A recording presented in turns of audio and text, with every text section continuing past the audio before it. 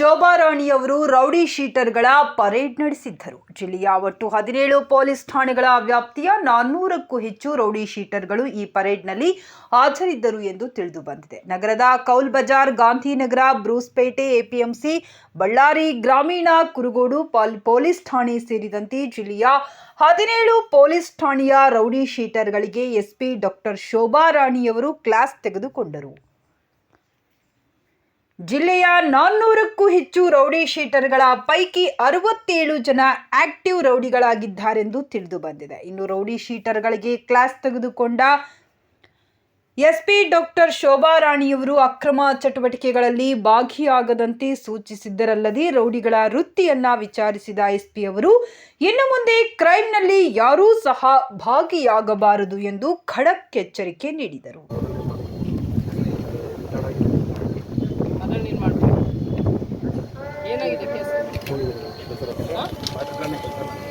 Water plant ಅಲ್ಲಿ ಯಾರನ್ನ murder ಮಾಡಿರೋದು? ಇದೇ ಸೇಮ್ ಕೇಸ್. ನೀನು ಅದೇ ನಿನ್ನ ಹೆಸರೇನು? ಸಲ್ಮಾನ್ ಅಲ್ಲಿ ಏನು ನಿನ್ಗೆ? ಹಾಂ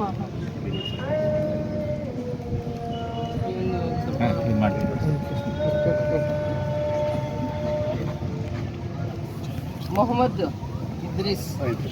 ಹಾಂ, ಏನು ಕೆಲಸ? ಎಲ್ಲಿ ಬೇಕ್ರಿ ಕೆಲಸ ಮಾಡ್ತಿದ್ಯಾ? ನಿಂದೆ ಬೇಕ್ರಿ ಇದೆಯಾ? ಕೆಲಸ ಮಾಡ್ತಿದ್ದೆ. 2011 ಕೇಸ್ ಆಗಿದೆ. 9 ವರ್ಷ ಜೈಲಿಗೆ ಹೊರಗೆ ಬಂದು 6 ವರ್ಷ ಆಯಿತು. ಚೆನ್ನಾಗಿ ಮಾಡ್ಕೊಂಡು ಇವಾಗ ಇದರಲ್ಲಿ ಏನು ವಿಚಾರ? ಯಾರು ಆಗಿತ್ತು ತಪ್ಪು. ಒಳಗೆ 9 ವರ್ಷ ಇದ್ರಿಂದ ಗೊತ್ತಾಯಿತು ನಾವು ಮಾಡಿ ತಪ್ಪು. ಬದಲಾದೆ ಆಗಿತ್ತು. 6 ವರ್ಷ ಆಯಿತು. ಇವಾಗ ಹೊರಗೆ ಬಂದು ಯಾವುದಂಥದ್ದಿಲ್ಲ. ನನ್ನ ಡಿಪಾರ್ಟ್ಮೆಂಟ್ಗೆ ಸಪೋರ್ಟ್ ಮಾಡೋದು, ನಮ್ಮ ಕೆಲಸ ಏನೋ ಒಳ್ಳೆಯದಾದ್ರೆ ತಗೊಂಡು ಮಾಡ್ಕೊಂಡು ಏನು ಹೆಸರು?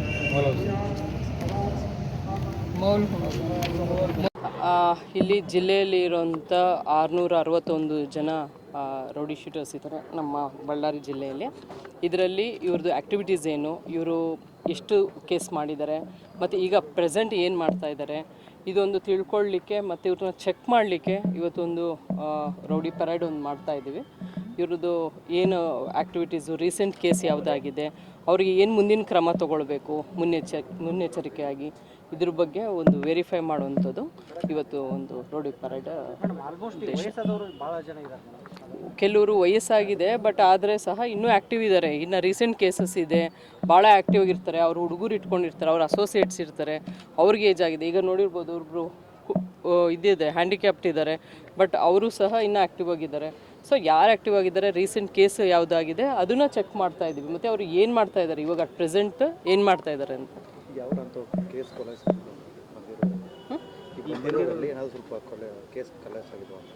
ಖುಲಾಸೆ ಆಗಿದೆ, ತುಂಬ ಕೇಸು ಖುಲಾಸೆ ಆಗಿರೋದು ಇದೆ.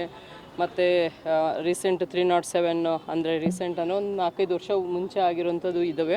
ಬಟ್ ಈಗ ಏನು ಕೆಲಸ ಮಾಡ್ತಿದ್ದಾರೆ, ಅವ್ರ ಮೇಲೆ ಒಂದು ನಿಗಾ ಇಡಬೇಕಲ್ಲ. ಅವ್ರದ್ದು ನೆಕ್ಸ್ಟ್ ಇನ್ನೇನು ಆ್ಯಕ್ಟಿವಿಟೀಸ್ ಆಗಬಾರ್ದು, ಅವ್ರ ಮೇಲೆ ನಿಗಾ ಇಡಬೇಕು. ಮತ್ತು ಅವರು ಏನೇನು ಕೆಲಸ ಮಾಡ್ತಾ ಇದ್ದಾರೆ ಪ್ರೆಸೆಂಟು ಬದುಕೋಲಿಕ್ಕೆ, ಅಥವಾ ಯಾರಿಗಾರು ಎದುರಿಸ್ತಾ ಇದ್ದಾರಾ, ಇದ್ರ ವಿಚಾರ ಎಲ್ಲ ನಮಗೆ ತಿಳಿಬೇಕಾದ್ರೆ ಸ್ವಲ್ಪ ಅವ್ರನ್ನ ಕರೆದು ಒಂದು ವೆರಿಫೈ ಮಾಡಬೇಕಾಗುತ್ತೆ.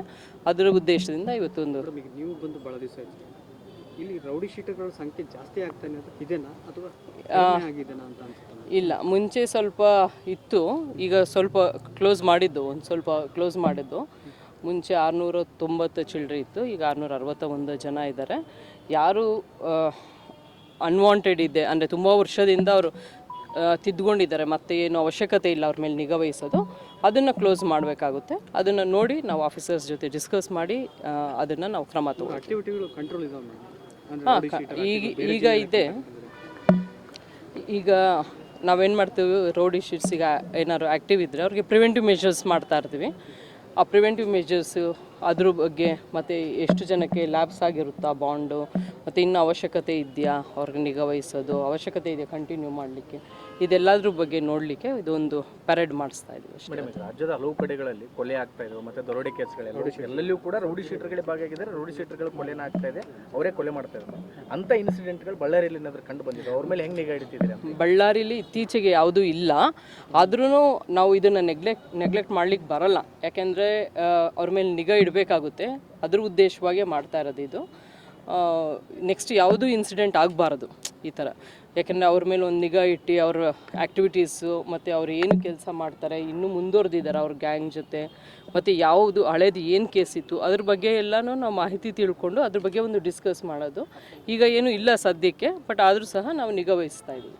ಮೇಡಮ್, ಎಷ್ಟು ಜನ ಆಬ್ಸೆಂಟ್ ಇದ್ದಾರೆ ಮೇಡಮ್? ಅದು ಇನ್ನೂ ಪೂರ್ತಿ ಆಗಿಲ್ಲಲ್ಲ, ಪೂರ್ತಿ ಆದಮೇಲೆ ಗೊತ್ತಾಗುತ್ತೆ ಪೂರ್ತಿ.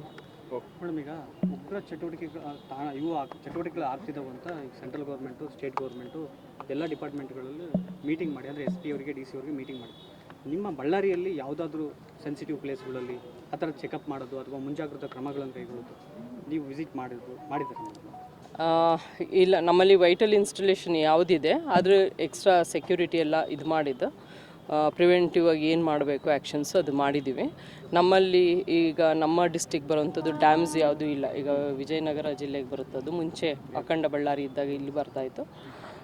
ಈಗ ಸದ್ಯಕ್ಕೆ ಯಾವುದು ವೈಟಲ್ ಇನ್ಸ್ಟಾಲೇಷನ್ಸ್ ಇದೆ ಅದ್ರದ್ದು ಒಂದು ಚೆಕ್ ಮಾಡುವಂಥದ್ದು ಮಾಡ್ತಾಯಿದ್ದೀವಿ. ಅದಕ್ಕೆ ಎಕ್ಸ್ಟ್ರಾ ಸೆಕ್ಯೂರಿಟಿ ಏನು ಕೊಡಬೇಕು ಅದನ್ನು ಕೊಟ್ಟಿದ್ದೀವಿ. ಮೇಡಮ್, ರಾಜ್ಯದಲ್ಲಿ ಉಗ್ರ ಚಟುವಟಿಕೆಗಳಂತ ಬಂದಾಗ ಅಲ್ಲಿ ಬಳ್ಳಾರಿ ಕೂಡ ಎಲ್ಲೋ ಒಂದು ಕಡೆ ಲಿಂಕ್ ಇರುತ್ತೆ ಮೇಡಮ್, ಈ ಹಿಂದೆ ಕೂಡ ಲಿಂಕ್ ಇರ್ತಿತ್ತು. ಸೊ ಹಾಗಾಗಿ ಆ ಥರ ಏನಾದರೂ ಅಂಥವ್ರ ಮೇಲೆ ನಿಗಾ ಇಡುವಂಥದ್ದು ಅಥವಾ ಸ್ಪೆಷಲ್ ಆಗಿ ಏನಾದರೂ ಮಾಡುವಂಥದ್ದು ಮೇಡಮ್? ಎಲ್ಲ ಅದ್ರ ಬಗ್ಗೆ ಎಲ್ಲ ನಾವು ನಿಗಾ ಇಟ್ಟಿದ್ದೀವಿ. ಈಗ ಅಂಥದ್ದು ಯಾವುದು ಈಗ ತಕ್ಷಣಕ್ಕೆ ಯಾವುದು ಕಂಡು ಬಂದಿಲ್ಲ, ಬಟ್ ಅದು ಫಾಲೋ ಅಪ್ ಮಾಡ್ತಾಯಿದ್ವಿ.